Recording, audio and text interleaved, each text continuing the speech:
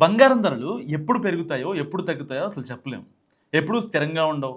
భారీగా హెచ్చుతగ్గులు నమోదవుతూ ఉంటాయి. ఒకసారి పెరిగితే మరుసటి రోజు తగ్గుతాయి. దీంతో బంగారం కొనుగోలు చేసేవారు రోజువారీ ఆ యొక్క ధరలను ట్రాక్ చేస్తూ ఉంటారు. ప్రస్తుతం గత కొద్ది రోజులుగా బంగారం, వెండి ధరల్లో భారీగా హెచ్చుతగ్గులు నమోదవుతున్నాయి. అమెరికా, ఇరాన్ మధ్య యుద్ధ సమయంలో బంగారం ధరలు భారీగా పడిపోయాయి. ఆ తర్వాత మళ్ళీ పెరగ్గా ఇప్పుడు యుద్ధం ముగిసిపోవడంతో మళ్ళీ తగ్గుతున్నాయి. ఈ పతనం ఇలాగే ఉంటుందా? లేదా మళ్ళీ పెరుగుతాయా? రానున్న రోజుల్లో ధరలు ఎలా ఉంటాయనే దానిపై అందరిలోనూ ఒక ఆసక్తి పెరుగుతోంది. సో, రాబోయే నెలల్లో బంగారం ధరలు 40% వరకు పెరగవచ్చట. ఈ మేరకు ప్రముఖ సంస్థ జేపీ మోర్గాన్ అంచనా వేసింది. మరి ఇదే నిజమైతే గోల్డ్ రేట్లు సరికొత్త రికార్డ్ దిశగా దూసుకెళ్లొచ్చు.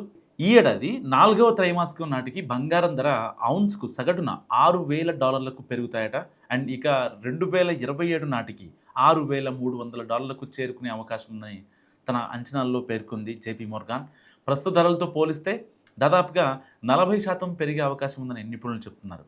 2026లో ఇరాన్ చుట్టూ నెలకొన్న ఉద్రిక్తతలు, తదనంతర పరిణామాలు ముడి చమురుకు అతిపెద్ద సవాల్‌గా నిలిచాయి. ఫిబ్రవరి నెలాఖరు నుంచి ధరలు 20% మేర పడిపోయాయి. అమెరికా, ఇజ్రాయెల్, ఇరాన్ల మధ్య పెరిగిన ఉద్రిక్తతలు ముడి చమురు ధరలను మరింతగా పెంచాయి. సో, చమురు ధర పెరుగుదల ద్రవ్యోల్బణం పెరుగుతుందనే ఆందోళన కూడా పెంచింది.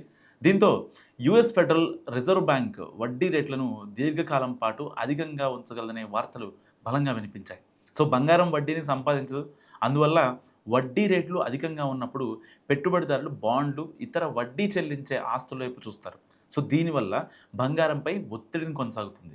ఫెడరల్ రిజర్వ్ విధానాలు, బలమైన డాలర్ అండ్ ద్రవ్యోల్బణం, భౌగోళిక రాజకీయ ఉద్రిక్తతలు అండ్ సెంట్రల్ బ్యాంక్ కొనుగోళ్లు వంటి ఇతర అంశాలు బంగారం ధరను పరిమిత స్థాయిలో ఉంచుతున్నాయి. జేపీ మోర్గాన్ అంచనా నిజమైతే భారత్లో 10 గ్రాముల బంగారం ధర సుమారు 2,20,000 వరకు చేరవచ్చు. ఇదే జరిగితే బంగారం మరింత ప్రియం కానుంది. బంగారంపై పెట్టుబడులు పెట్టిన వారు లాభపడుతున్నారు. మరి ఈ అంచనాలు నిజమవుతాయా లేదా అనేది చూడాలి. మీరేమనుకుంటున్నారా? బంగారం రేటు ఇంత దారుణంగా పెరిగే అవకాశం ఉంటదా? లేకపోతే ఇంకా తగ్గే అవకాశం ఉంటదా? మస్తుగా కామెంట్ చేయండి.